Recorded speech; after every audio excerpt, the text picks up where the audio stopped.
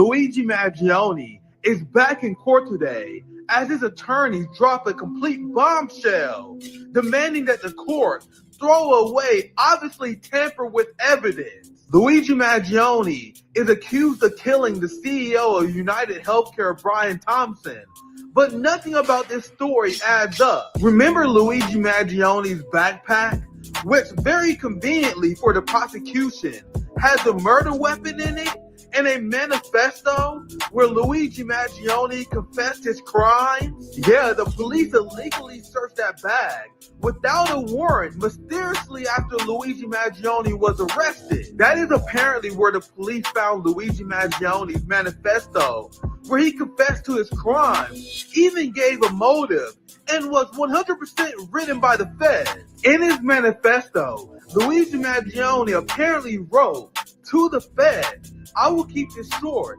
because I do respect what you do for our country." Who believes this stupid nonsense? If Luigi Mangione wanted to respect the time of the feds and he wanted the world to know his motive and why he did it, why would he plead not guilty in court? Why is he demanding that this manifesto be removed from evidence if he truly wrote this and he committed the crime? They would have you believe that after days of being on the run, Luigi Mangione kept his murder weapon? It's obvious to me that the police planted the murder weapon and wrote this manifesto in order to pin the murder of Brian Thompson on Luigi Mangione. And the question that the American people should be asking is why? It would be hilarious and actually justice if Luigi Mangione got off scot-free from this because the feds got sloppy. You had to have a room temperature IQ to believe the official narrative about Luigi Mangione at this point.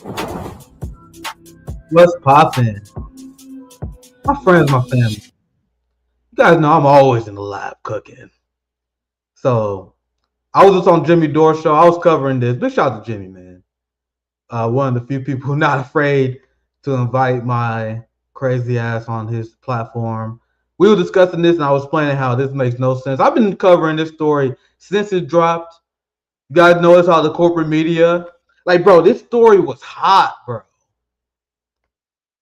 I'm gonna have my friend Rathbone. He will be joining us here very soon. Me and Rathbone, we're gonna roast the Jewish supremacist.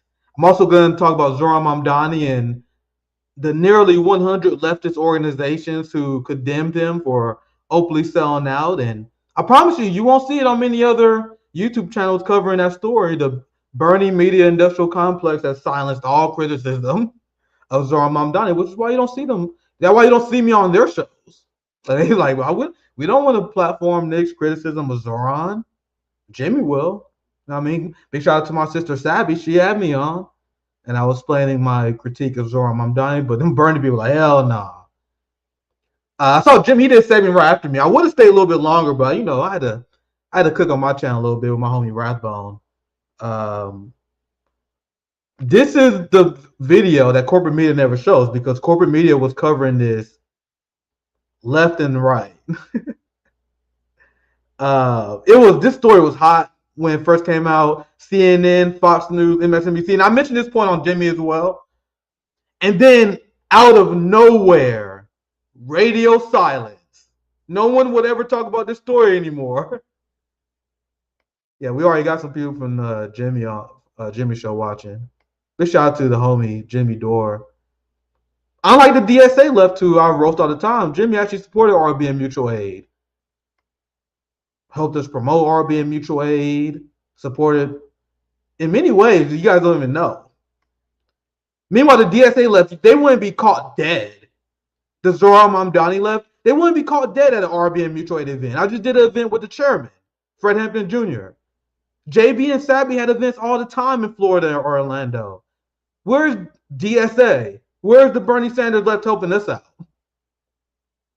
I just always find it weird that so-called communists who haven't lifted a finger to help RBN Mutual Aid, they are the people who always want me to cancel Jimmy. Like, Nick, you should cancel Jimmy, man. Don't you know we disagree on some things? Those people who never lifted a finger, they always feel like they have the right to tell me who I should talk to. Isn't that interesting? So big shout out to Jimmy. We were talking about this a little earlier today. I was explaining how the corporate media, they never showed this clip of Luigi Mangione here, where if he was the shooter and the manifesto was real, and he wanted everyone to know that he murdered Brian Thompson because he was rebelling against the healthcare insurance system, why would he say this? It's completely out of touch and an insult to the intelligence of the American people and lived experience. If you couldn't hear, I know the audio on this may be low for you guys. He said this case is an insult to the American people in their lived experience. I'll play it again. It's completely out of touch and an insult to the intelligence of the American people and lived experience. Look how fast they're trying to take him away. They don't want people to hear that. And how many corporate media outlets committed journalistic malpractice? And I mentioned this on Jimmy's show as well, where they assumed that Luigi Mangione was guilty. You're supposed to be innocent until proven guilty, and they helped spread the narrative. And they wanted to manufacture consent for our corrupt capitalist class that this innocent guy that they obviously set up is guilty of this crime. And you still see it to this day, where especially people on the right, even if they don't mean to, they just say, "Oh yeah, of course we can't be cheering and rooting for Luigi Mangione. What Luigi Mangione did was disgusting." You see how many people talk about what he did as if he was canonically guilty? That is not how the justice system works. You are innocent until proven guilty, my friends. Especially when you hear how they seized his bag without a warrant, because they arrested Luigi Mangione without any real due process. You guys realize that the police was given hundreds of tips because they had this fat bounty on Luigi Mangione. So a lot of Americans wanted to cash in on it. So you had all these people sending bullshit to the police trying to make some money. So the police, I noticed because the police chief said there are a lot of tips they received that they had to filter through, right? So out of all the bullshit you guys received, you guys listened to this old motherfucker fucking boomer in McDonald's over 200 miles away from the murder scene and took what this boomer said at face value and arrested Luigi Mangione and then searched his bag without a warrant because you took this guy from McDonald's, arrested him without due process. And if you're going to arrest this man, you got to get a warrant in order to search his bag because you arrested him without due process. So you need to establish due process. They didn't do any of that.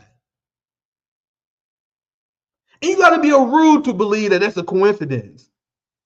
Because it's not like I'm accusing people who never done stuff like this before of crimes. No, the modus operandi of our police and our criminal justice system is to lock up as many innocent people as possible because we make money selling prison beds. People always talk about crime rates. Why don't you guys talk about the massive amount of people who are put in prison and charged with crimes who are innocent? The United States leads the world, one of the leaders in false imprisonments, and 90% of the time it's black men, by the way. Black people are by far tens of times more likely to be victims of false imprisonment charges in this country. And then white people are like, don't you know the crime rate for black America is so high? I'm not saying we're perfect, obviously. But they never bring up the fact that we are the number one people who are unjustly charged with crimes in the United States. The extension of the new Jim Crow, why the civil rights movement was never completed in the first place. So here's the modus operandi. This is proof that this is not behavior I'm accusing these people of without any evidence. Look, this is what the police do. Here's a police officer that was sentenced for planting evidence. And guys, fam, for every one cop that gets caught and legally charged with planting evidence, how many got away with it? I would say 100. We're just speculating. Fill in the gap. It's a formula. What's X? For every one police officer they charge, X is how many people actually committed a crime. The people who get caught are the people who are just dumb enough, so sloppy enough, don't have the standing to get away with it. I'm asking you guys in the chat. I'm looking at the chat now. What do you guys think the number is? Chicago grossed at 200. I'm looking. What do you guys think the number is? I would say 1 out of 100 at least. For every, we gotta know for a fact, for every one innocent person freed from prison, because there's always a story. I see it every week.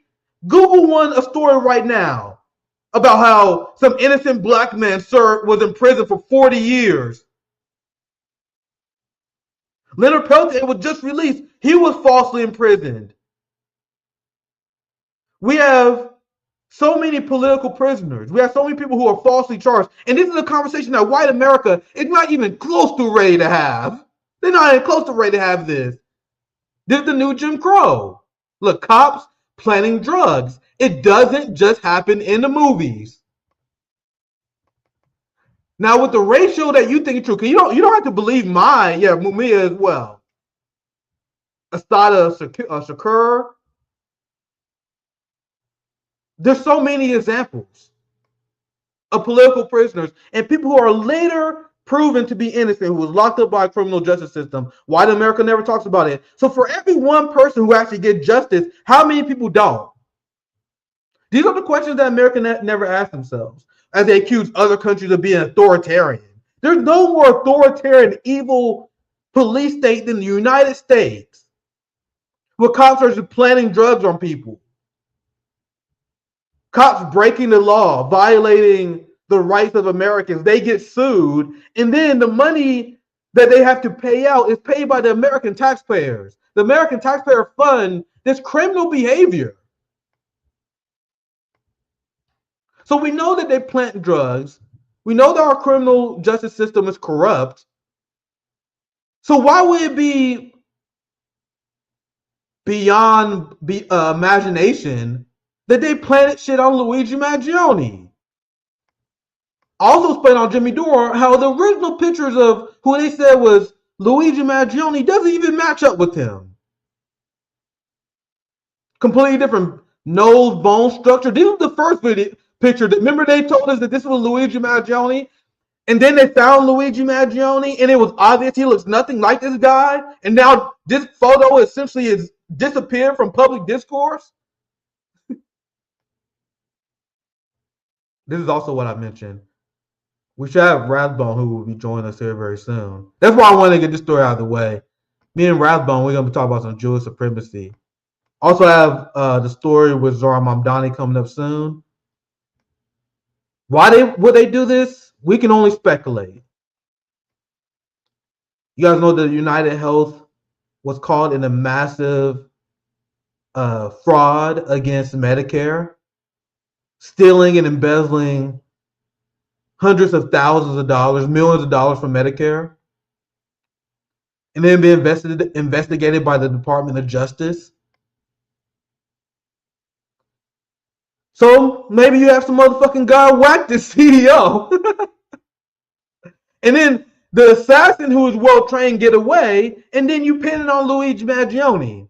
And because I also think it makes sense, because the ruling class can't let an example of a billionaire being assassinated without there being someone who paid for it, without someone who they could put on trial and execute.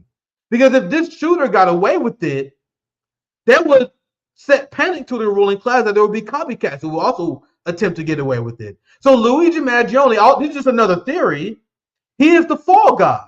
Since they have an assassin who they had a contract with, they let him get away. Then they have Luigi Mangione as the fall guy. Hey, guys, we found the real shooter. And now to send the message to the working class so they can never do something like this again, let's execute this guy. Because remember, they are pushing for the death penalty for Luigi Mangione. They don't apply the death penalty to rapists, not to pedophiles. if you're an Israeli pedophile, Donald Trump would help you escape and flee to Israel. So pedophiles, no death penalty. But Luigi Mangione, they give him the death penalty? It's almost like they want to silence him, huh? We got the homie here. We got Rathbone joining us. We started a little bit later because I was covering this with Jimmy. We also got into a rant about DSA out of nowhere. The Hakeem Jeffries Democrats, as I call them now. There was this DSA guy who was on Brianna Joy Gray's show debating my friend Nerdine. And he was like, you guys got to understand, there wasn't any appetite for us to get rid of Hakeem Jeffries. He like, Zohran Mamdani didn't really do anything. He didn't really put pressure on us. We just didn't have appetite. Hakeem Jeffries Democrats. And we're going to get to how you have nearly 100 leftist groups and organizations that are now calling out Zohran Mamdani. And Nerdine, it was one of the organizers leading the charge on this. She was the person who was debating the DSA person on Brianna Joy Gray's show. It was a new episode that came out. And the DSA guy was advocating that, hey, man, sometimes you got to sell out the Global South. You want some free buses. You can't get no free buses without selling out some Palestinians. So let's talk about this here soon, but I want to get the homie Rathbone on there with us. We have amazing streamer, geopolitical, and right. My friend Rathbone joined us. Rathbone dropping bangers at night. I've been watching streams recently. Great to have you back on our RBN, my friend. Thank you for joining us, Rathbone. Thank you for having me, Nick. I enjoy your show and I enjoy your take so very much. So it's nice to collab again. Can you hear me okay? Yeah, I can hear you. Okay, cool. Chat, let us know how everything sounds. You know what I mean? You guys know I'm still working on it. I'm not a great audio engineer, but let us know how we are sounding. This was my main story because I want to get Rathbone on here because we're going to break down the insanity of Jewish supremacy. But I had to share this because there's not going to be many channels that do this. And we are at the stage where people are realizing that I was correct. And remember when I was taking a ton of heat going after Zohran Mamdani? I was like, guys, I'm not taking a lot of heat right now, but chill. This is not my first rodeo. This is not my first. I've been doing this for a few years. This is not my first time going through this. I took a lot of heat when I spoke out against John Fetterman, because I remember the John Fetterman supporters, the Vanguard, Crystal Ball, all these people were like, man, Nick, you just want to help Dr. Oz. You're a secret Republican. You just want Dr. Oz to win. So, fam, this is not my first rodeo. But a lot of people are starting to realize that we was right in our criticism of Zohran Mamdani. And right, but I want to get before I get into here, because we got our guests here. I want to get you in here. There's a lot to cover because we gotta get to the what we call the Zop Slop here soon. But first, let's cover this massive story of over 100 leftist groups and organizations came out aggressively against Zohran Mamdani for hiring Jessica Tisch. Have you been covering this, Rathbone? What is your take on Zohran Mamdani and the pushback he's taking and the moves he's making? What are your thoughts? I was just about to say, you were talking about how much flack you've caught for calling out Zohran Mamdani quite correctly, I might add, and I've felt this. I've gotten the same sort of pearl clutching for my content when I criticize Zohran, and people are like mad at me for it. Somebody said something to the effect of, oh, look, this is just so typical of leftists. They get their guy in and then they still just complain about it. And it's like, it's obvious to me that you're not really actually paying attention to what we're saying, because this guy has a D next to his name. He's part of the Democratic establishment. And, like you said, it's not our first rodeo. We've gone through Bernie Sanders, AOC, and there's always the, new euphoria that goes around, some election of some so-called progressive democratic socialist. But we know that they are going to grind him down into a machine politician. He's got so much arrayed against him, and it's really troubling to see him concede and make all these concessions so early. Like you said, retaining the police captain Jennifer Tisch, who's an ardent Zionist. It's more treachery, I feel like. As soon as he was elected, I was just like braced for the incoming betrayal, because that's sure to come. And I think I'm always very critical of how people react to one political election. Like, oh, job's over now. You know, it just doesn't make any sense. So yeah, it was the same like tranquilizing drug that we see people fall for all the time. And like the DSA left, they're pretending like the genocide in Gaza is over. Like the ceasefire is nonsense. You guys realize the Democratic Party and Hakeem Jeffries is bombing Gaza right now, still killing Palestinians. Meanwhile, they're like, "Do you know that we gotta strategically work with Hakeem Jeffries to get a free buses?" That's all it took. And the strategy, and the mindset of Rathbone, because they're like, don't you know that Rathbone and Nick, they're just stupid, unprincipled leftists. Don't you know we work in 5D chess? We can't challenge Hakeem Jeffries right now. You know, when he's historically unpopular, the guy who's historically unpopular, Democratic voters are condemning Israel and they side with Palestinians at around a 75% rate. The majority of Democratic voters said we need new leadership. Every single poll and every single metric is on your side against this motherfucker. And then Zohran Mamdani and his fucking sycophants are like, you guys just don't understand strategy. Now is not the time to challenge the deeply unpopular Democratic Party with our extremely popular mayor. But go ahead, Rathbone. It doesn't even make sense. I even tweeted about this. I said something like, apparently supporting genocide is strategic. You guys don't understand. There's like you say, 5D chess happening behind the scenes. Yeah, you fucking peasants. You don't know what you're talking about, you goddamn workers. Don't you know you gotta sacrifice a few Palestinians? Yeah. To get a rent freeze? You guys don't understand how politics work.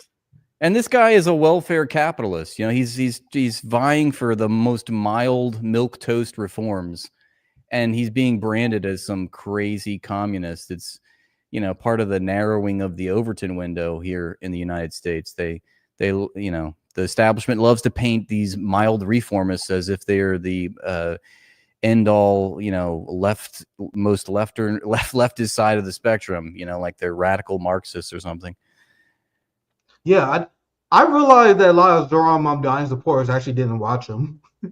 And I also noticed, and I know you guys noticed this as well, all the Zohran Mamdani, Bernie Industrial Complex people, they made a killing because they were showing, and it was smart because it's great content showing Zionist meltdowns over Zohran Mamdani. They never actually showed what Zohran said. They were like, I want to show you guys this Zionist melting down about Zohran Mamdani. That was a great way to build support for him. Meanwhile, I was watching Zohran Mamdani, and I shit you not, guys. Every interview I seen with him, I cringed so hard. This smiling asshole who operates like a politician, making these nonsense lies he couldn't accomplish, already conceding to the establishment early on. Like I did a video before he exploded in the polls, before anyone knew who he was. I did a video on him earlier this month. He was on Hassan Piker's show, and he was asked by one of the people in the chat, how do you define socialism, Zohran? That was the first video I ever did about him, way before he was famous. And then once he became famous, I was like, wait, I know who this guy is. This is a guy who says socialism is a way to reflect our will at the ballot box, like showing it's our way to the definition was so incoherent. He made it about a political election. In other words, like is that what I'm hearing? It's a way to us to fight for our needs and challenge the capitalist class via the ballot box and democracy. He was quoting that like that has nothing to do with socialism. Right. And that's when I first realized, oh man, this guy's full of shit. This guy just winging it. No theory at all. Just social democrat. Yeah. And I want to also, I think this is a good point to make, as principled Marxists, we talk about the contradictions and how there's, only certain things that can competently contradict and combat right-wing fascist capitalist agenda. And it's not liberalism. That's not the way that you competently contradict fascism isn't by shaking hands with fascists. It's not about reaching across the aisle and saying, look, we're going to work together and we're going to, the second that you start doing that, you're not contradicting fascism competently, in my opinion. And when Trump gets in office, like, what does he do? He just carte blanche. He just installs all the people that is gonna, it's basically sycophantic people that are just gonna follow his agenda. And how are we going to contradict that? We're up against people that are not playing fair. They're bad faith. They're malevolent. They're malicious. They're deceptive. And we're trying to, be kumbaya. It's just, it's not going to work that way. We're just going to slide further into fascism. Their strategy for class war, Rathbone, is making backroom deals with landlords and war criminals like Barack Obama. They're like, guys, if we just make a backroom deal with Hakeem Jeffries, he will vote for my agenda. Don't you know the capitalist class concedes without any pressure or demands? How does that phrase go? Yeah. The capitalist class concedes without demands, right? That's how it goes, right? Yeah. No, they won't concede just without any pressure. Nicer. Yeah. Yeah. That's a strategy with the Hakeem Jeffries. They were like, guys, don't you know we got to wine and dine Hakeem Jeffries and not the AIPAC money. What is that? What's your? I'm sorry to interrupt, but what's your take on that? Like, why would he simp for Hakeem Jeffries, knowing everything that we know about him and like how he's supposedly? I'm talking about Zohran, like how he's supposedly been pro-Palestinian and how is it now that he's just gaming the system? He's playing 5D chess. He's being strategic. What's the point of backing Hakeem Jeffries? Is it just to show to the establishment that you're going to play ball? Yeah. I said it before. He's a young guy. Like, you can only run 2 terms as mayor in New York. You guys think that Zohran Mamdani hasn't mapped out his future in politics? What if he want to run for Congress one day? What if he want to run for governor? He'll be still under 40, right? Or probably just over 40 once his term ends. So the political future, because I don't think he can run for president. I'm not sure. I gotta look into that. But he can still be like a senator, right? He's so popular, like the sky's the limit. And what do you guys think Barack Obama told him? Like when they had to say, like, bro, this mayorship is a launch pad. Imagine if Zohran Mamdani did what Shamar, what any of us would do with power. We're like, man, we don't give a fuck about any of that nonsense. We're here to represent the working class, and we're here to engage in class war against the landlord class, against Hakeem Jeffries. Yes, our future opportunities within the Democratic Party would be over if we did that. So Zohran Mamdani made the strategic move to not do anything that would ruin his future career. What would ruin his future career in the Democratic Party was if he go after Hakeem Jeffries. That's why he doesn't do it. Guys, it's really just that politically calculating. Our game or our lives are just a game to them. I'll say a game is just a life. Yeah, our life is just a game for these people. You know what I mean? Right. But with that, I'm going to end the RBN stream so you guys can watch on Twitch and X, also on my personal YouTube channel. So the RBN stream is going to end, but we're going to continue this on my channel. But Rathbone, anything else you want to add? I think that's a good intro because I wanted us to riff on this a little bit. I'm going to show you guys this petition that I'm proud that we signed this. But anything else you want to add, Rathbone? And I'm going to show you guys why people are going after Zohran here. Go ahead. I think just that our skepticism is proved correct over time. That's pretty much what we're seeing. Yeah. So here's the statement. From New York to Palestine, stand against Zohran Mamdani's reappointment NYPD Commissioner Tish. So you had over 100 organizations. This was spearheaded by our friend Nardine. We had her on the show. She was just on Brianna Joy Gray podcast. And I'll just read the bold here. We strongly oppose the decision. Retaining Tish represents a political alignment with the NYPD's legacy of racialized policing, surveillance, and repression. Guys, you realize that Jessica Tish helped ICE and coordinated with ICE in order to deport a pro-Palestinian student? That's the people that Zohran Mamdani is making these devil's bargains with. So I don't want to, just for a second time, you guys know, we covered Jessica Tish. This is what they essentially explaining. They explain how it's essentially a massive betrayal. And so just in a nutshell, what you're saying here. You guys see this long article, they roasting it, and then we have over 100 organizations. You guys see RB, we down here. See, like, what kind of organizations are? It seems like it's a A lot of DSA chapters. Now there's a lot of legit leftists here. There's Black Alliance for Peace. I love Black Alliance for Peace. They're legit. And these DSA people, they're doing damage control.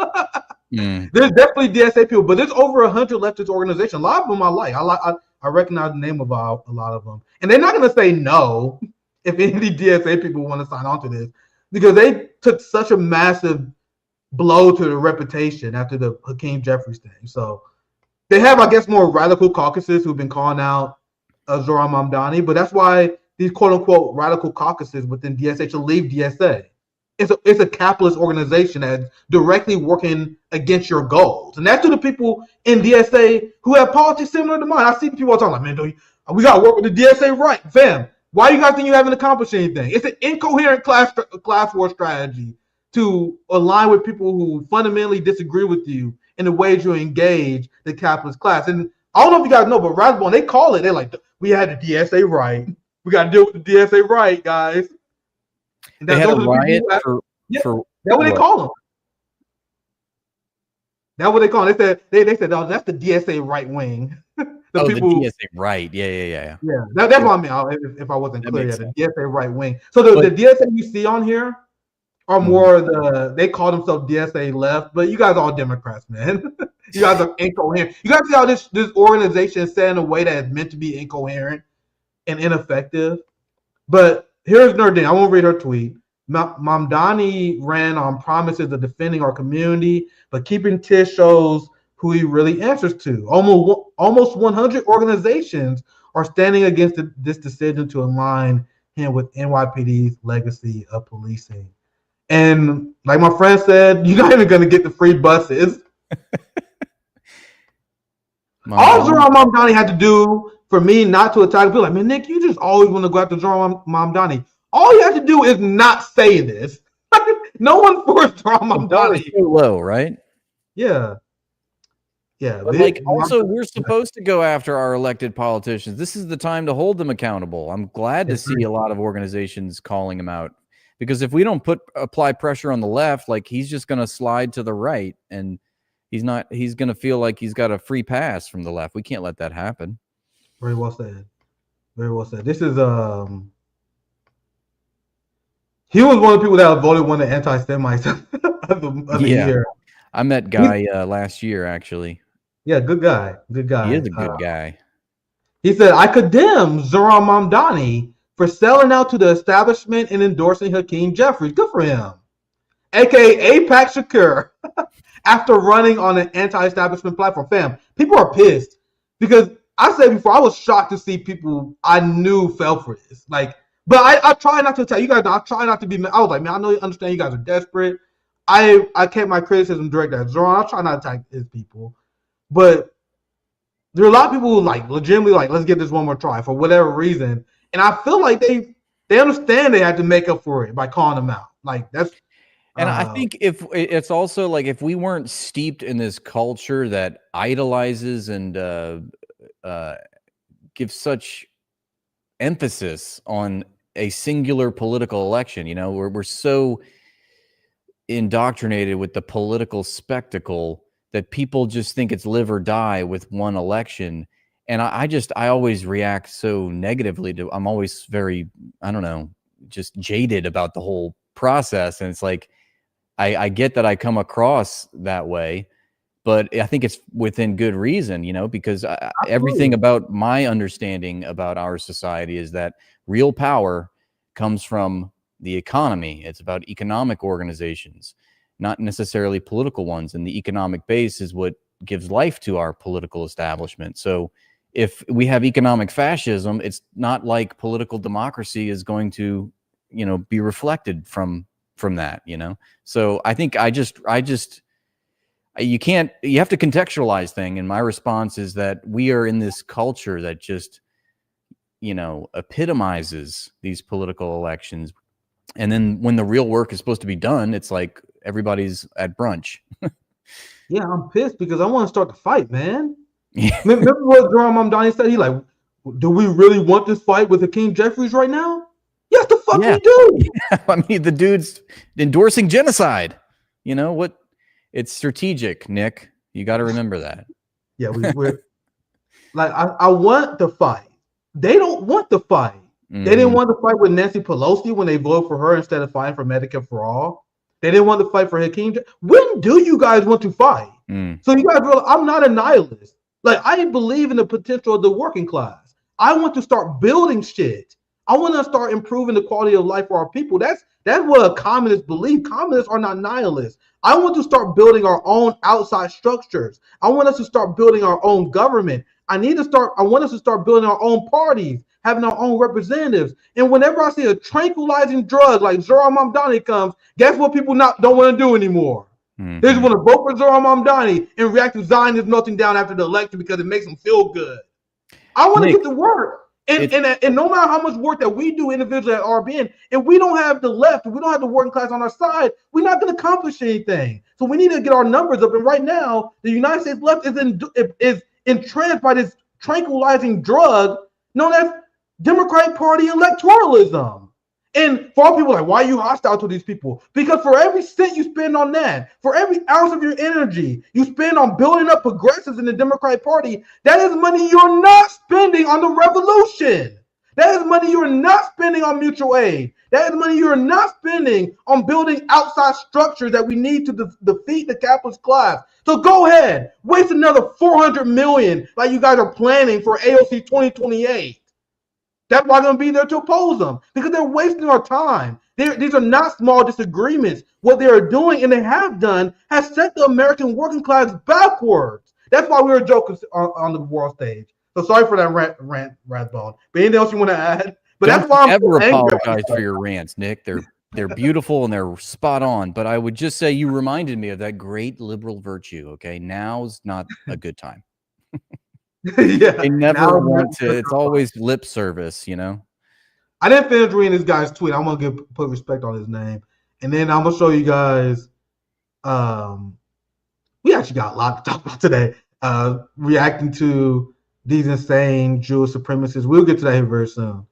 I finished reading the tweet. I condemn Zohran Mamdani for selling out to the establishment and endorsing Hakeem Jeffries, aka AIPAC Shakira, and running on an anti-establishment platform. After running on an anti-establishment platform, the reason I say this so strongly, this is the part I left off on. The reason, and this is the moment where I hit retweet. The reason I say this so strongly is because it seems like the rest of progressive media has decided to hold their tongue, never give them an inch. And a lot of people are starting to notice what I've been calling out for a long time. This is why I've been blacklisted by people. This is why I've said, like, Jimmy has me on. I've been on Jimmy's show. Sabby had me on my RBN sister. None of the Birdie Media Industrial Complex interested in hearing the black Marxist critique of Zohran? Apparently not. That's why I've been blacklisted from these shows, guys. They have people who have a quarter of my following on. And then they turn to me like, oh, Nick, you're not known well enough. Get the fuck out of here. I literally see you guys. Anyway, that's a whole point another day. But this is, people are noticing this. Here, Brianna Joy Gray. These are people who supported Zohran Mamdani. And Brianna Joy Gray has been calling them out aggressively ever since. This is what I mentioned earlier, how Democratic Party voters are calling out Israel for genocide. 77% of Democratic voters say Israel is committing a genocide. 75% want to cut off weapons to Israel. And in these conditions, Rathbone, the DSA left don't want to fight the establishment that is going against the will of the voters. How does that make sense? Yeah, I like the way you phrase that. Yeah, these are not the conditions you're looking for. You know, it's like the Jedi mind trick. There was a poll that showed that 66% of American voters are ready for a third party. They're just looking for another option. And the job of the professional managerial class is to tell them now is not the time. That's why they exist. That's why they allow them. It just seems like there's endemically a class war being exacted between either it's the Democratic base or the Republican base and the Democrat and Republican establishment. It's like you see polls like this. It's what makes you understand that they are woefully inept at addressing the grievances of the working class, and that's because they are captured by corporations. 75% want to cut off weapons to Israel, and 77% of Democratic voters say Israel is committing a genocide. But Yeah, let's go ahead and keep Hakeem Jeffries as Speaker of the House. What a democracy we have. Isn't it great how we get nothing that we ever want? Hey, Democrats like, hey, man, even the suburban wine moms like, hey, man, can we stop arming Israel? And then Hakeem Jeffries and Democrats like, nah, fuck you. You know you're cooked when you got suburban wine moms critical of your policies. Bro, I be seeing these TikTok videos of these white ladies going hard on Zionism. Oh, no. I've never seen anything like this before in my life. The white ladies are getting involved. Watch out. It's getting real. The Democrat Party, now I think this is a great transition. Now we're going to get to more humorous stuff, I believe. I just had to cover the leftist organization called out Zohran because the Bernie Media Industrial Complex, the other guy called out, I bet you they're not going to cover this. You're not going to see a calculus video talking about the leftist organizations condemning Zohran. I'll correct myself if I'm wrong, but I promise you that you're not. So in this moment where people are ready to fight the Zionist ruling class, you have people like Zohran Mamdani and the progressive left here to drag you right back. And you're going to have Zohran Mamdani, his coalition, they're going to endorse Gavin Newsom and Pete Buttigieg in 2028. And you guys are stuck back in the cycle. Yeah. You guys see the early polling, bro. Americans are cooked because you have Pete Buttigieg on top of the Democratic Party. I don't know if you saw I saw a poll where I was like, holy Jesus Christ. On the Republican side, you want to know the top two candidates? It's J.D. Vance and Donald Trump Jr. Oh, my goodness. For what? For the president in 2028. Goodness. These are the leading candidates. And leftists right now, you're going to have a ticket with Donald Trump Jr. and Pete Buttigieg, and they're going to be like, now is not the time for a third party. Fam. 2028, if we can't get a third party started by then, because they're only going to get even more dumb, even stupider by then. You're going to have Pete Buttigieg and Donald Trump Jr. on top of the ticket. Republicans love the Nepo baby. He surpassed apparently J.D. Vance. I didn't read the article, to be fair. I saw a headline that said that Donald Trump Jr. surpassed J.D. Vance. I'm like, bro, so both parties are cooked. So what are you going to keep doing, DSA? You're going to keep working within this duopoly? Dude, just slop in, slop out.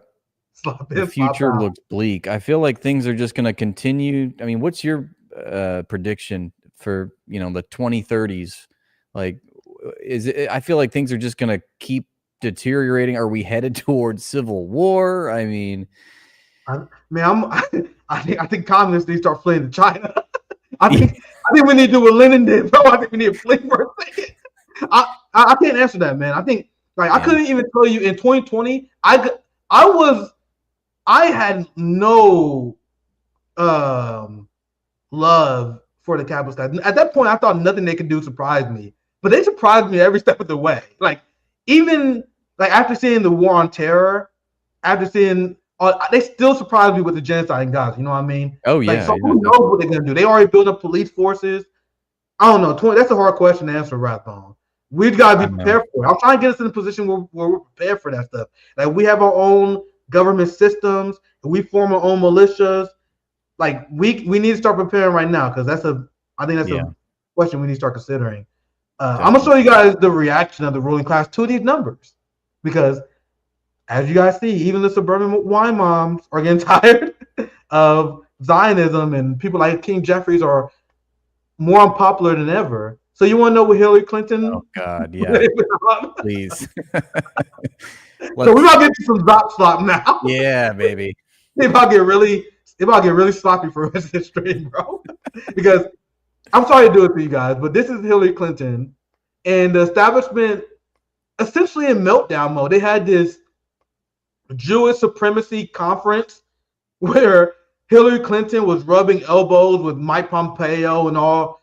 Didn't you guys say the MAGA Republicans are greatest danger to this country? And then meanwhile, you're just rubbing elbows with them at Jewish conferences. Just show you guys it's a whole scam, right? Yeah. But feel free to interrupt anytime, Rathbone. Let's watch this video of Hillary Clinton dismaying the fact that you guys lost the liberal wine mom. Bro, it's going horrible for you guys. That are smart, well-educated young people from our own country, from around the world. Where were they getting their information? They were getting their information from social media, particularly TikTok. That is where they were learning about what happened on October 7th, what happened in the days, weeks, and months to follow. That's a serious problem. It's a serious problem for democracy, whether it's Israel or the United States, and it's a People having access to information is dangerous to our democracy. Absolutely. And notice that she's pearl clutching at the fact that what she really means is that white, affluent, young people are now turning against us, in terms of Israel, and we can't control that anymore. They've even come for our precious youth that we've loved to indoctrinate, that just we can't control them anymore. It's and I think that this is just one of them. Like, they've had a bunch of conferences lately, and they all are trying. I love this particular brand of Zionist coping, because they have been converging on these conferences, giving speeches, and they're all saying the same thing. They're all just coping about losing the narrative. And I just want to say you're welcome, because I was one of those TikTok content creators that was turning influencing the youth with my content. Yeah, man, you was killing the game, man. That's why they banned so many. Didn't they ban your account like multiple times? Like, yeah, I've been banned on TikTok anymore. I mean, they have it. You guys have. I'm on my 3rd page on TikTok, and I just say screw it. I don't even post there. Why you guys think we stopped posting on TikTok on RBN? Because I kept getting our account banned because I was posting my hotspot video. I kept getting our account banned. I'm like, fuck it, we're done with this. But you know how badly they lost the narrative. You have like right-wing account that like, hey man, I think the whole anti-Muslim thing is a psyop. Have you seen them right-wingers? Like, if you get the right wing, like people like Tucker Carlson, he said that the whole anti-Muslim thing is just a Zionist psyop. Fam, the fact that you got white boys saying that, you guys are cooked. Like, you're cooked. They no longer hate the Muslims no more. Like, bro, it's bad for you. And also, I would also like to say that this, which screams for me, is the incompetence. Okay, because let's not forget the people that she's represents, the class that she represents. They control all of the media. They control 90% of everything we see, hear, or read. They have institutional leverage over us and can control what we are fed, and they're still losing. That is astonishing. And it's not their fault. No, it could never be what they're doing. It's the young people in their TikTok videos. They're being brainwashed. It's like, how could that happen? Well, it's probably because, the institutions are not there to give you the truth. They're there to gaslight you and steal your money. And then you have independent content creators that are actually telling you the truth. It's a lot easier. It's just like refreshing. It's like a breath of fresh air when you actually hear the truth. You can't unsee it, So it's no wonder why they're losing. The truth is not on their side. Well said, brother. Well said. I'm gonna continue the video. A lot to say here, but this is gonna be very hard to get through. Let's see. Serious problem for our young people. And it was frankly shocking to me how little the students we were encountering, not only in this class we teach, which is a very large class, international relations about crisis decision making, but students more generally. And that's why I mentioned the social media piece of it, because when you would try to talk to them to engage in some kind of oh my God, get to the point, reasonable discussion, it was very difficult because they did not know history. They had very little context. And come on, man. Do anyone really believe that? Fam, Hillary, I would take any random RBN viewer, not even myself. Like, I'll take anyone who watched RBN, put you in a room with them and debate you on Israel-Palestine, and Hillary Clinton would get cooked. Can you imagine Hillary Clinton? Imagine she did a live stream where she's like, I'm gonna just go on campus and debate these students. Bro, she doesn't do that because she will get cooked. This is the old, she's just lying. No one believes this happened. And I'm personally offended because I spent a lot of time researching the history that went into my TikTok videos. I actually read books about this stuff. And the funny part is that, and I said this too on live stream because I reacted to this clip, but she's talking about corporate media. That's their number one job, is to decontextualize information and events. They're separating these seemingly isolated phenomena as if they're unconnected and untethered from history itself. They love to not contextualize things. Yeah, very So well said. in a minute, she's gonna say, let the clip play actually. Yeah, I'll let it finish this time. I'll let it finish, and you can chime in. And what they were being I'll go told back to a little bit. reasonable discussion, it was very difficult because they did not know history. They had very little context. And what they were being told on social media was not just one-sided, it was pure propaganda. And so when you think about how to tell Israel's story, and it's important, it's not just looking internally, it's looking externally, and particularly looking at young people, because, you know, it's not just the usual suspects. It is a lot of young Jewish Americans who don't know the history and don't understand. Not just the usual suspects. I was talking to Yeah, she called them a bunch of fake Jews. That's what she said. Yeah, yeah. That's the same thing. Isn't that what I'm blanking on that. Someone typed Bernie Sanders like she's a fake fucking Jew. Oh, Neera Tanden. Like that's saying like Neera Tanden called Bernie a fake fucking Jew. That's essentially what these people say the Jewish voice for peace and young Jewish people all the time. It's the most anti-Semitic shit I've ever seen in my life. Mm-hmm. That's the real version of anti-Semitism when you have like a Catholic, like Joe Biden. Joe Biden's a Catholic, and he was like, man, look at these young Jews don't know what they're talking about. I'm like, bro, what are you talking? That's so deranged. But I'll let it insulting. Right. She has such contempt for her audience, you know. It's the arrogance, the contemptuousness from her is just, it's always there. Okay, I'm sorry. No, it's all good. It's all good. You can tell she just hates the working class. You know, she said in an interview that I did after the 20-point plan came out, she and I were on CBS, and she said, you know, when people were chanting from the river to the sea, she would ask the students, what river, what sea? They didn't know. Come on, I had the same experience. Well, I guess then genocide's not real. Also, yeah, you know, if you ask a student, like, I guess all the people that thought Auschwitz was in Germany, I guess that means that the hologram didn't happen, you know.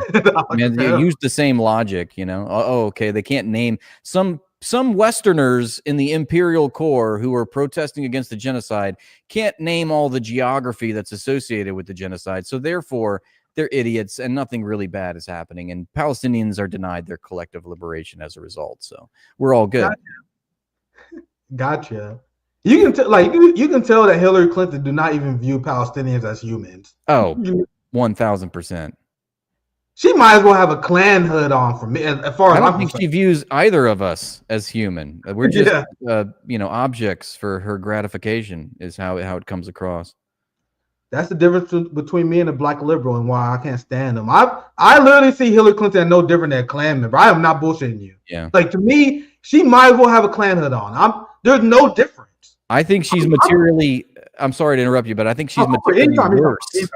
Anytime. Yeah, she's materially worse than a Klan member because, I mean, just to think of the functional role that she's served in our society, she's had a lot of power. She's guilty of all kinds of war crimes.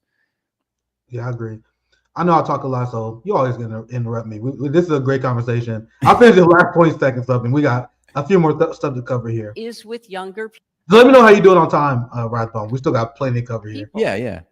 More than 50% of young people in America get their news from social media. The audacity. So just pause on that for a second. Yeah, we did. I thought you guys criticized China for not having a free flow information. Like, what are you advocating for? Like, do these people ever pause and like, what is this? What is the consequence of what you advocating for? They always hit you know, show the double standard. I think always they're because they are so one-sided, they can't help but, you know, just they're hypocrites. Yeah, all right, I'm done with this clip. Let's finish this up. We're seeing short form videos, some of them totally made up, some of them not at all representing what they claim to be showing. The projection. And that's where they get their information. And they're short form. Can you believe it? They're short form. It's like that was a pure boomer style meltdown at the end. Yeah. People have free exchange of information. The worst nightmare of the ruling class. She like, I know my mentor Henry Kissinger is rolling.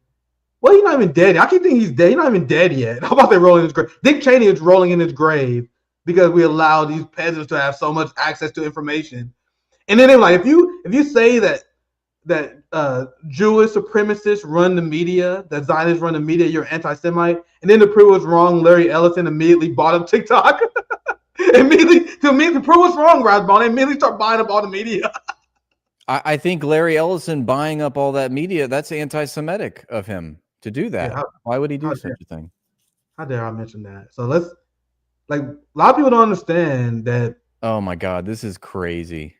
I have to get. I learned this from you. I saw your post about this. I covered it. Yeah. You know I had to get your thoughts on this. This is where it's gonna get really sloppy right here, bro. Because Hillary Clinton is a Jewish supremacist, and I don't know why the left is afraid to make this criticism. I've been attacked by many people for mentioning this, but I think you can explain that Zionism is a system of imperialism that Christian Zionists play a big part of funding and driving the support and creating the genocidal apartheid state of Israel, and they're complicit with Jewish supremacists, and they got helped by Muslim Zionists in the Middle East. It's an entire system of imperialism. You can explain that while at the same time mentioning that Jewish supremacy is a big driver of said ideology. Like, to me, like the idea that we have this system of Zionism. What is it driven by? I don't know, just racism. Yeah. That's it? Yeah. No, I think it's a little bit more complicated than that. Mm-hmm. I think it may be because a group of people believe they're God-chosen people. It is not part of any of your analysis. If you're a leftist, right? You're not going to analyze any of this.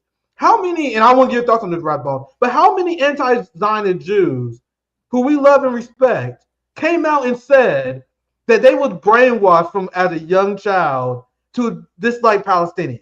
Like, these are things that they tell us. They say, "Hey, man, we learned some crazy shit." Yep. In our Jewish schools, but we're not allowed to critique that.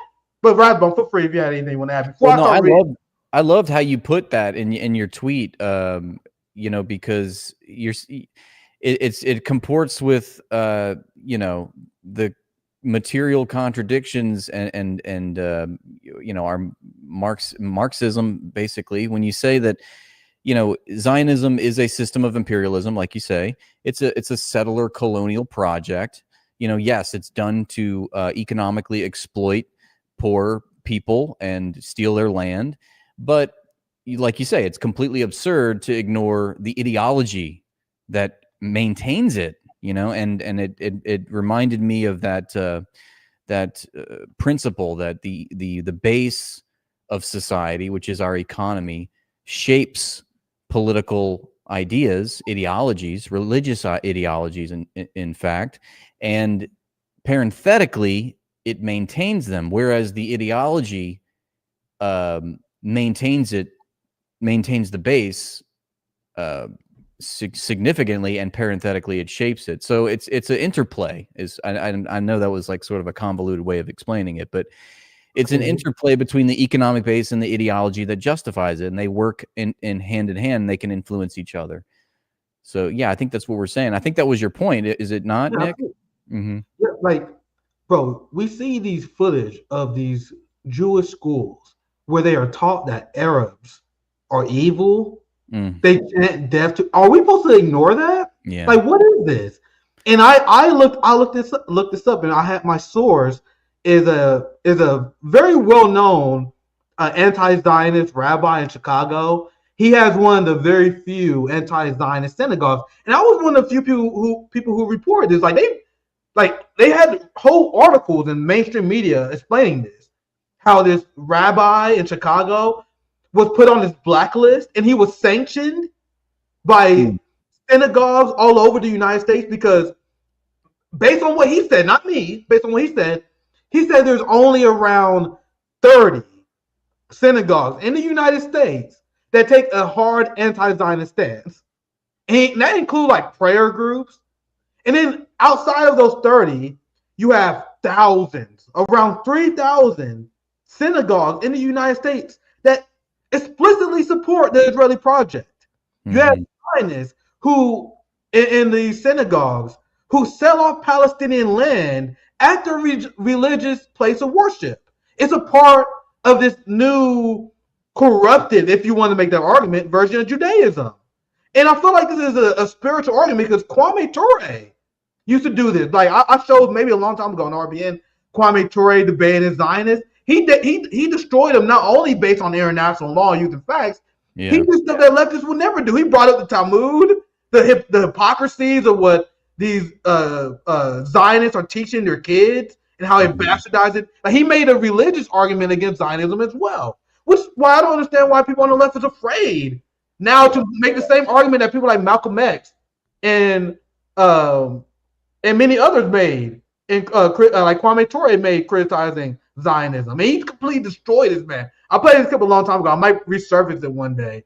But we probably got to go after this? But go ahead, Rathbone, if you want. Well, I was just gonna say, like, this headline is so batshit insane. Yeah, let's get to it. It warrants some acknowledgement. They say to dislike certain ethnicities is racist, and to see Jews as equal is anti-Semitic, which is a big word salad, which basically doesn't really mean anything. But let's unpack it.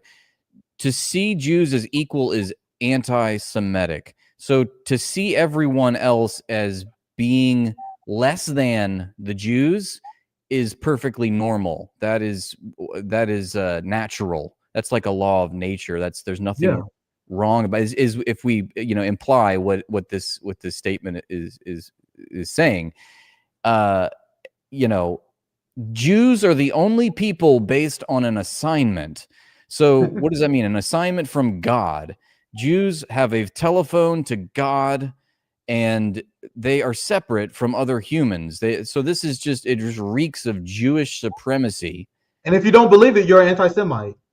Yeah, whatever that means, because that I don't really quite know what that word even means anymore. But I know for a fact that Jews are not an ethnicity. It's not a race. It's not, it's a religious ideology. I will stand by that statement. And no, I 100% agree with you. I'm tired of these motherfuckers gaslighting us, bro. Yeah. I was fighting with these people on Twitter because I posted a picture of Amy Schumer, and these motherfuckers legitimately were trying to make an argument with me that she's not a white woman. Like, these motherfuckers are making an argument. I told you guys, I had a few viral tweets where I posted a picture of Dana Bash, and I'm like, bro, these Zionists with a straight face will tell you that Dana Bash is not a white woman. I don't understand. No, she's a Jew. I'm the fuck are you talking about? If I became a Jew, I would be a black Jew, right? The same way if Dana Bash is a white Jew. Guys, there are people who legitimately believe this. That, they're not white, they're Jews. The fuck are you talking about? I've never heard of a race or an ethnicity that I could convert to. So I want to convert to being black if that's the case, because I want to be cool. I'm not black. How dare you call me black? I identify as Roman Catholic. Yeah, exactly. Same shit, right? Oh no. And people believe this. They literally brainwashed the entirety of America and believe that these people are an individual race chosen by God. Like, no, you're a white boy in the suburbs who somehow made yourself a minority. Yeah. And that's why they call a lot of black people anti-Semitic, because we know this. We're like, you a white chick. You're not a minority. There's a joke that, like, when slavery was legal, the Jews were white. And then when slavery became uncool, it was like, the Jews are no longer white, okay? Let's see if I can find this tweet. I wish I should have prepared this. But I made this tweet. I'm sure it can pop up here. Understand the specialty of anti-Semitism. It's very special. The Special Victims Unit, guys. Like, I had a few of these tweets. Well, and they like immediately would prove me right. Like, this one I almost had 1.7 million views. Like, I said, Zionists will look at you with a straight face and tell you that this is not a white woman. They will tell you that this person is indigenous to the Middle East. And then as I put this tweet, everyone thought it was funny. Like, I think this tweet did pretty well. A lot of people was laughing. And then the Zionists immediately made my point. Like, they went into it like, hey, how dare you be racist? Don't you know that there's actually a lot of Israelis and a lot of Jewish people who look like that? So you just made my point for me. Yeah, and they love to do that, don't they? Oh, God, put that horrid picture away. Yuck. According to Zionists, this person is indigenous to the Middle East. He blocked me recently. That was a good day for me. He actually replied to this tweet. I don't know if I can see it because he blocked me too. Yeah. I know he actually quote tweeted if he was pissed because it went viral. It's seriously. This is the master race. These are people chosen by God. Yeah. You know? They're on special assignment.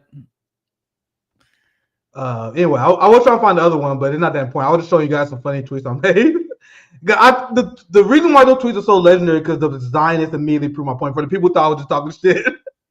It says their divinely ordained task is to be exemplary to all of humanity. Really? Well, I think that ship has sailed. I don't know if they're an exemplar for the rest of humanity. Fam, I found it's like these people are beyond parody at this point. It's beyond satire. It writes itself. Fam, I actually found the full article because that headline went pretty viral. Yeah. And bro, you gotta realize that the full article it gets worse. Like it's not that was like a clickbait into it. headline. I don't know if you saw this, right? But I really hope I'm surprising people with this because most people just read different headlines. I'm like, bro, I gotta look at this. You guys know I'm down for this pop. I'm down for this shit. So I immediately Googled this and I found a screenshot. This is what the article says. Considering one ethnicity, one culture better or worse than others is racism. They're just describing what racism is. No one is completely defined by their background or identity. And amongst all patry, you have bad cookies, don't discriminate. Yet Jews, this is where it gets some insane shit here. Yet Jews are the only nation, not just based on practice, location, or beliefs. So, all them stupid religions you believe in, we're not like your stupid fucking Christians. Yeah. We are above. We are a step above. We don't assimilate. They said Jews are the only people based on an assignment in their divine ordained task to be exemplary, as you said, to all humanity, to be God's ambassadors on earth, fighting for the good of everyone. Well, you know what? I'm sorry to interrupt, but to that I say, why is your assignment funded? Why am I funding your assignment? That's what I really want to know. Like, why does it take my money, to fund your assignment? Why do you have to control my government? These Zionists, they're on special assignment, but they need a lot of American taxpayer money to get their God preordained assignment to this is the only religion where we are supposed to believe. I don't believe, like, I respect everyone religious belief, but I'm not a religious guy. I don't believe in sky fairies and shit. But Jews, we're the only religion where we're supposed, like, I don't even buy any claim that Israel is anywhere. You guys are delusional. Yeah. Like, you guys are psychopaths. That you don't have no fucking God-chosen land. You're not better than anyone.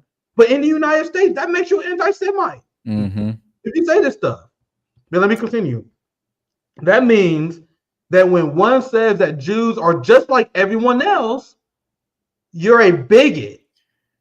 If you say Jews are just like everyone else. Wait, so by this article's own premise, the person that wrote this article is racist. If we defer back to the first paragraph where they say considering one ethnicity, one culture better or worse than all others is racism. Okay, well, you're saying that there's this one culture, this one ethnicity you claim that has a preordained assignment from God. And we're not like everyone else. We don't have to assimilate. So it's the language of supremacy. So the article, the person that wrote the article is acknowledging that they are racist. So the Bernie Sanders left have no criticism of this at all? Like, you explain how this is racist. I thought you guys were anti-racist. Yeah. And I just like consistency. You know what I mean? Like the same people who, and I do the same thing because I'm consistent, who call out white supremacy and the class dynamics that lead to white supremacy. So it's okay to call out white supremacy, but the second you mention Jewish supremacy, also motherfuckers get shivers on their spine. Like, if you want to call out one, why are you not willing to call out this? And I when they literally say that you must believe that Jews are better than us fucking goys or whatever they call us. The goys, the goyams. And I assume you're talking about liberals here. Like when you talk to other like Democratic shills, they're like they're okay with the white supremacy, like talking about that. I took a lot. You guys remember I took a lot of heat. I told you guys I got whooped a little bit. I did well on life, but there were a lot of people who got upset with me when I was bringing up, like Zoya. You remember? Like people were like Nick. See, Nick went full Nazi. Nick going full Jake Shields on us. Like that was the DSA left was saying. Like that was all the people who had a bone to pick with me already. So I was attacked. I took a lot of damage on X because a lot of people were quote tweeting me like, "Oh, Nick going full." Now I'm like, you guys talk about white supremacy, but I'm not allowed to talk about these crazy psychopath Jewish people who believe they're God-chosen people, and that's why they support the genocide of the Palestinians, because they believe that as God-ordained people, they're allowed to kill anyone who's part of Gentiles. But I hear what they are taught. I'm like, bro, this is crazy. It's literally crazy what they are taught. But we are supposed to ignore that. Oh, come on, man. You're only supposed to bring up Zionism. Yes, you can talk about Zionism and the system of imperialism while also talking about this. How can people not do both at the same time? That was confusing to me. But yeah, at the end, he pretty much wrap up how crazy they are. You don't need to look down on Jews to be anti-Semitic.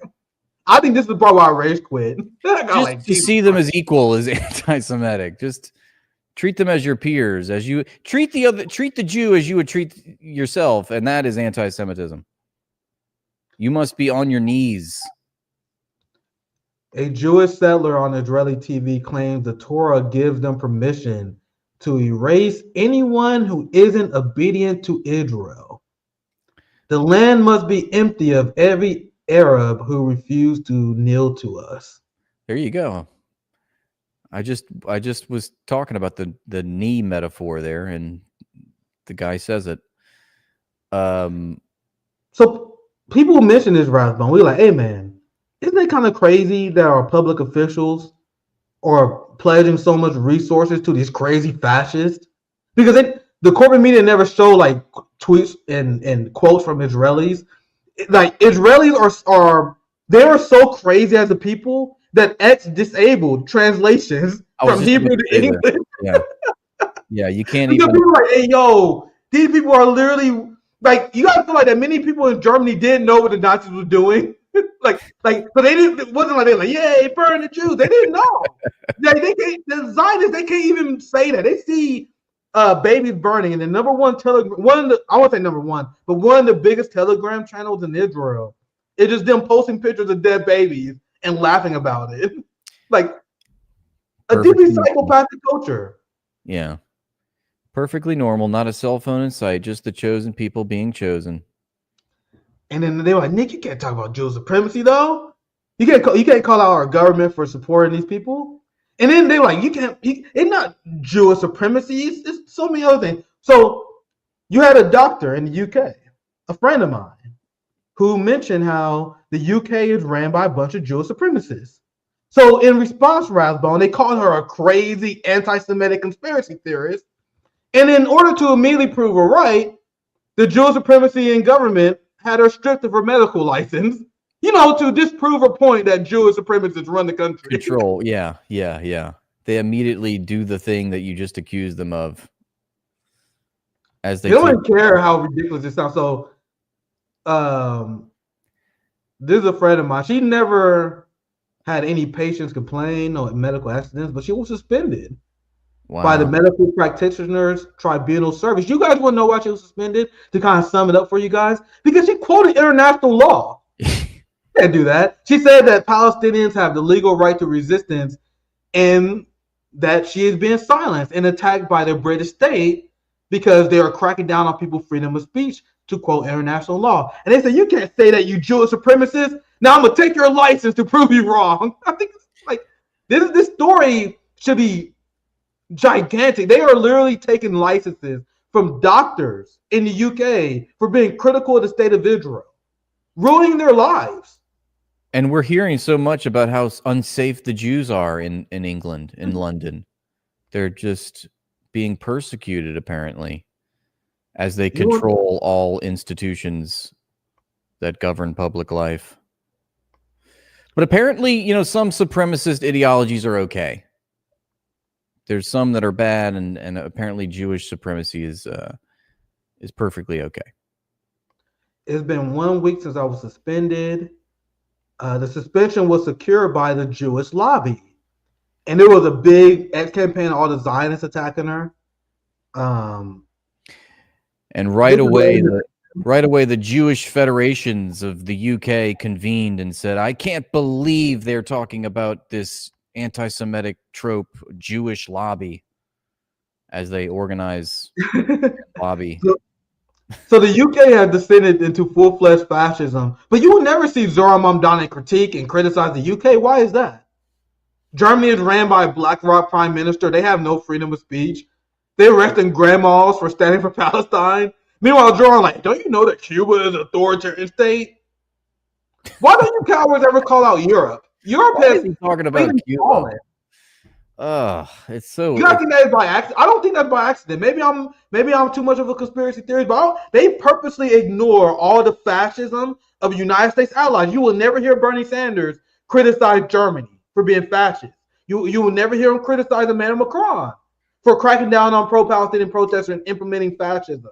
They will never critique Keir Starmer and Labour for cracking down on Palestine action and making supporting them illegal. You guys realize they arrest over 33 people every day in the UK for their social media posts. By far the highest in the world.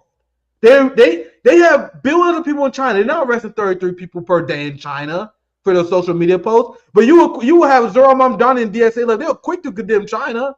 They were quick to condemn Russia. You have Bernie Sanders, he's quick to condemn Viktor Orban. That's the only leader he knows, apparently. Yeah.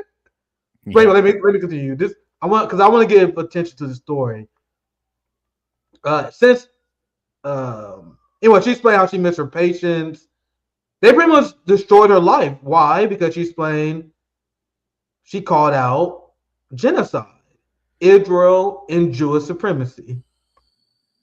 And there were a lot of people who started to notice that you have all these right wingers who make accounts and they make a living saying the N-word. They attack Muslims, they attack Indians, they attack anyone else. But second, you just bring up the fact of Jewish supremacy, your life is over. And I think a lot of people getting tired of it, and that's why they banned a few of your accounts. I'm sure that's why they suppressed me on TikTok and Instagram. And didn't they make Miss Rachel the anti-Semite of the year? Didn't she win the award? Yeah, and there was Zionists that say, I think people are going too easy on her because she platforms and show the traumas of Palestinian children. Like, what part of that statement am I supposed to oppose? They say that stuff like we are supposed to agree with them because it shows how much they actually legitimately do not view Palestinians as humans. They're like, you don't agree? We shouldn't have Palestinian children on TV. Any acknowledgement of Palestinian human rights is virulently anti-Semitic and an affront to the Jewish people and the one and only chosen state. I have one more video on this because I found this video funny. I actually never, and this might catch you guys by surprise here because I almost never cover celebrities on this show, like in principle, especially black celebrities. I hate black celebrities, bro. Like, don't get me started on Shannon Sharp and all these fucking clowns who sold out their community. These people usually buck dance to the establishment. That's why I generally don't play them. And that's why I found this clip. And I was just legitimately flabbergasted when I saw this. Because here are Shannon Sharp and Chad Ochocinco, someone I grew up watching playing football. Hell yeah. And they start asking these questions. And a lot of people, even the normies, are starting to notice. There's a great noticing going on right now. The noticing. That's right. I don't know if you saw this. You know that the ADL listed noticing as an anti-Semitic trope? What? Really? I'm going to see if I can find it. I'm getting shirts made. I really hope that screenshot wasn't fake. Let me see. Noticing ADL. I'm going to get a shirt that says the noticing must continue. I'm going to see if I can find it because I want to make sure I'm right on this. I can't believe it. I mean, you can't even say the word notice. It's now it's the new N-word. I think this might be it because I know the ADL sent out a statement like there's a new trend of people saying noticing to point out. Like, what? I really hope I can find. I really hope that's. And then they were like, "Oh no, Zionism is a derogatory term. You can't say Zionism anymore." They also tried that. Remember? Anyway, that's a side point. At this point, this stream is becoming extremely antiseptic for sure. So here is Chad Ochocinco and Shannon Sharp doing noticing on a grand scale. And one of the reasons why I never watch any of these black celebrities is because they never challenge power. Like, you never see them call out Israel. You have Floyd Mayweather that buck dancing for Oh these my genocidal What an Zionists. So I embarrassment. literally, that's why I never cover them. I'm not involved in Hollywood. I don't know shit about pop culture. I'm like hopelessly confused when it comes to that kind of stuff. Mhm. That's why this video clip is gold, and you guys see why, because Shannon and Ocho Cinco start noticing here. They ain't got no problem saying those words that are offensive to black people, but there's some other words that's offensive to other people. They don't never utter those. You notice that, Ocho? Like what? Like the N word? Nah, I'm like I said, but there's some other words in chat. Y'all know the words I'm talking about. That's another community, but they never say that. Why they don't rap those? Why aren't they rap songs? It's the same thing with my people. Won't y'all rap that other stuff? Yeah, what? Like, you guys see what happened when Kanye did one rap about Jewish people and they shut his own shit down? Yeah. But apparently you can rap about selling drugs in our community. Yeah. You can rap about raping black Yeah. women. Oh, this is a great point. Great point. Like, I'm not a fan of the Kanye West shit, but I'm pressed. I listened to gangster rap back in the day, mother. Like, Yeah. the shit that I used to listen to is nothing compared to what Kanye was saying about. But this is an interesting point. I don't want to interrupt because this is actually extremely rare. And I'm talking about Yeah. galactical rarity, like with W for Shannon Sharp here. Yeah. And Aldo Cinco is almost caught off guard. He's known for being controversial, but he's like, bro, I know you're not going there. But wow, this clip is going. I can't wait to get your reaction to it. They rap songs. It's the same thing with my people. Won't y'all rap that other stuff? Mm-hmm. Chad, like, what the fuck? Hey, Yeah, which community you talking about? Skittles? Nah, because they'll say that too. They'll say something about the LGBTQ. They'll say something about that. They'll say something, but the chat know what I'm talking about. Damn, now you got me lost too, boy. I only know about two communities. Nah, this is the most powerful community in the world. The Skittles community is the most powerful. No, it's not. There's another country that has a white and blue flag with a star on it. No, it's not. It's not even close. Chad, Oh, they own every damn thing. Exactly. that was Chad, like, oh shit, we have to go in there. What's the Skittles reference? I don't get that. Is that I think LGBT? he's talking about the LGBTQ community. He thinks the Skittles, whatever that is, he thinks they own the world. Chad Ochocinco. I mean, come on. Like, I think Chad Ochocinco, and I'm not giving him any credit. I think he was so caught off guard. Yeah. At anyone who have like Shannon Sharp is not a small name. He's one of the biggest, most influential black content creators alive today. So I think he was caught off guard that he would even mention the Jewish lobby. That's why he immediately went to the LGBTQ. I'll play this part again because the moment he noticed what he was talking about, he was like, "Oh fuck!" And it gets better from here because then Chad is like, "Okay, we doing this right." And the rest of the video, I think, is a W. I only know about two communities. Nah, this is the most powerful community in the world. The Skittles community is the most powerful. No, it's not. There's another country that has a white and blue flag with a star on it. No, it's not. It's not even close. Oh, they own every damn thing. Exactly.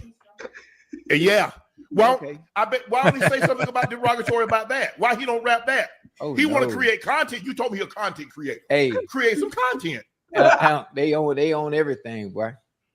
You hear me? Behind it. No, the great noticing is reaching levels we never thought possible. Yeah. You guys realize how crazy the noticing is for black celebrities? That one of the biggest cowards in this country to say stuff like this. Bro, Shannon Sharp is about to get some mean calls. I think he was fired from ESPN. I think he's pissed. He's about to get the call, huh?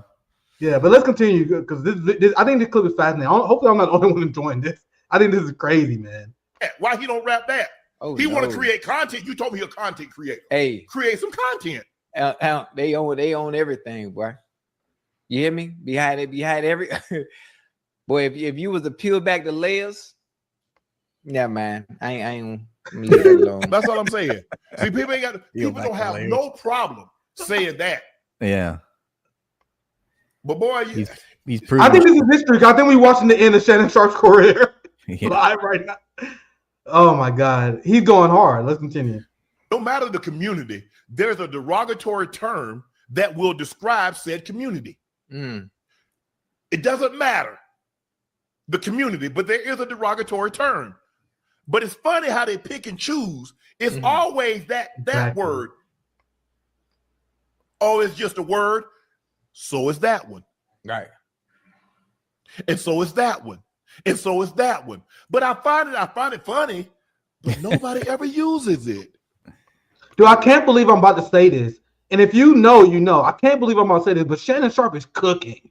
Yeah. Like, I can't believe this. Anyway, And I'll play the last. Anything you want to add, Rathbone? I'll play I the think last the one. word that he's trying to say, the word that you can't call somebody is just Jew, right? Yeah. You can't even call them what they are.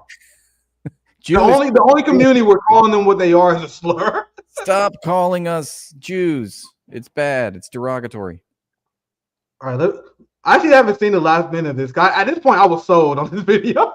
Yeah. At this point, I was sold. So I'm actually watching the last part for the first time. So let's see if Chad developed some balls, because you can tell he was. I think that's why he brought up the skill community. I think because he was so he didn't even realize he was going there. Like, this is some shit you will never see in black media. All right, let's continue. I also find it interesting. Nobody ever put it in the song.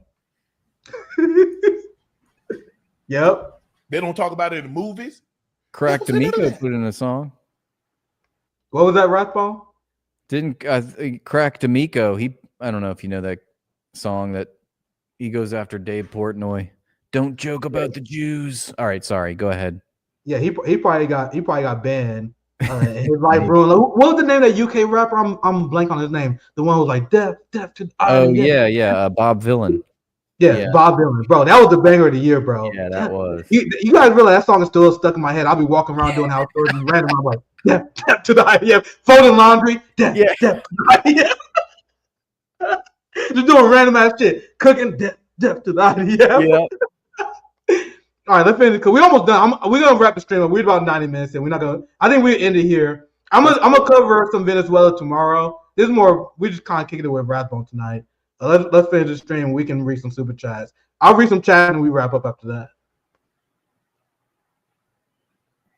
How many times they use it in Django? Oh my goodness, boy, Django was crazy, boy. Every two. If I had $1 for every time you heard it in Django, I ain't got no problem. I love Django. Jamie Foxx was sensational. Yeah, he was unbelievable. Leonardo DiCaprio was great. The guy, what was the guy named? Christoph Waltz. Unbelievable. He was greater than Glorious Bastards. Oh yeah, we're cooked, Zoya. We're cooked.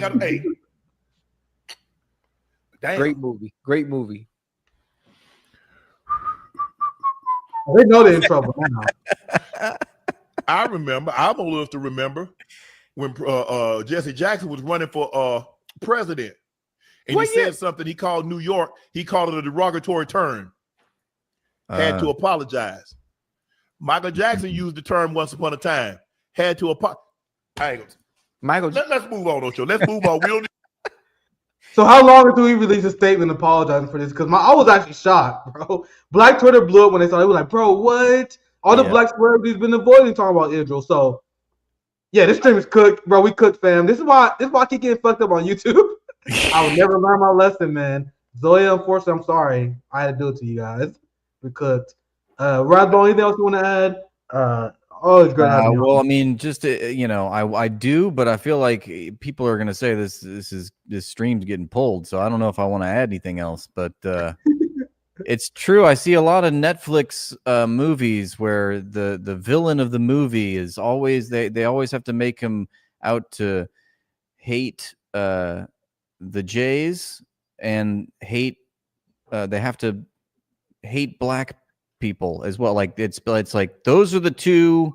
Remember that, and you know, Jewish supremacists do this too. They try to co-opt, you know, the black struggle. It's like blacks, Jews, same struggle, you know. But I like that Shannon Sharp's calling out. It's like there's definitely like a double standard there for, like, you know, racism and how it's tolerated in our society, you know. Yeah. The notice thing has reached a level we never thought was possible, and it's only going to get worse. That's why we're seeing more people starting to notice just how batshit crazy these people are. And then I'm glad to see even like people like Shannon Sharp, who once got. I think that's the first segment I probably ever did on this guy, because he usually just. Oh, he's got all. I love that show. Him and the other dude, I forgot, like that show. Where they debated football. Like I used to watch that show, but I always thought he was. What that Skip Bayless? Yes, yeah, Skip Bayless. That's right. But Yeah. yeah, I mean, like Shannon with his politics is like not so great. But that was based. Yeah, I used to watch ESPN all the time until I realized it was brain rot. Yeah. How can this team find success? Well, really, all this team got to do is work hard and hustle. Whoever wants it the most. Whoever wants it the most. Bro, whenever I used to hear them talk about fights, bro, because me and my friends, we used to have complex fight breakdowns. They're like, well, whoever has the most heart, whoever doesn't give up. Yeah. Oh, yeah. Who's going to win the UFC title fight? Oh, whoever got the most heart. Like, anyway, once you realize that they don't actually really say shit, you start watching. But anyway, thank you guys for joining. Make sure you guys check out Rathbone. He got a banger show that he runs on YouTube, banger TikTok videos. Any last thoughts you have before we begin? I just want to say I love your page, and I love what you do, and I hope we can continue collabing because this is fun. Yeah, I think this have potential for a new series for sure. The Zop Slop, baby. Yeah, the Zop Slop hour. Yeah, I think he's gonna be probably some of my most controversial streams. Having Rathbone, I think we love it. I like the work that you do, and how unapologetic you are. Because I think a lot of people, like even on the left, is afraid to talk about some of these topics. And I'm definitely gonna get in trouble for this one for sure. But thank you guys for watching. Let me make sure I don't miss any super chats here. Actually, I already know Zoyo's probably about to yell at me. Thanks for the super chat. USA politics is literally WWE. Absolutely.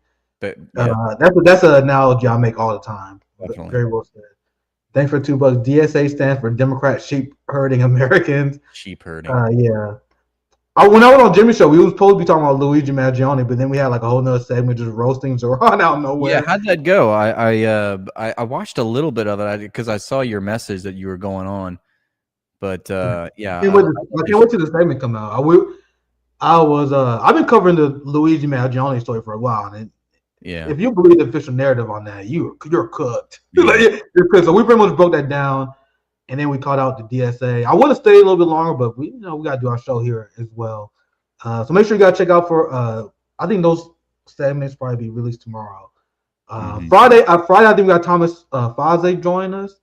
Faze join us. We can talk about some Ukraine. Maybe dive into some Venezuela. I didn't have a lot of time to cover this today. I had this tweet today that had everyone fucking seething. And I just want to show you guys this for all the people because I know you talk about this a little bit on your stream. I've been like digging into this stuff. Yeah. Like you guys know all these people speaking English. You have Maria Corina Machado coming out with this statement in English. I'm not gonna play it. She telling Americans in English why they need to support the invasion of the country. You guys realize the top 3 most spoken language in Venezuela is not even English. The 3 most spoken languages in Venezuela are Spanish. I want to say that Wayu and Portuguese. Spanish is the most official language. Wayu spoken by indigenous people, and Portuguese is like their second language. And then if you look at English speakers, almost non-existent. The people who do speak English are people who are able to afford like tutors, in private lessons. They do have English classes in Venezuela, the same way we have Spanish classes. I took Spanish. I don't remember a goddamn thing I learned. So It's not a way to become fluent in language. So there's not a lot of fluent English speakers. So if you see all these like white Gusano Venezuelans speaking English. You guys, the Venezuelan on Twitter told me Maduro is bad, and he said so in perfect English. That's how I know it's true. Using United States slang as well. Yeah. It was always funny. But anyway, thank you for joining. I'm gonna cover that more in detail tomorrow. I'll be back on Friday. Make sure you guys check out Rathbone. Appreciate you guys. Have a good night.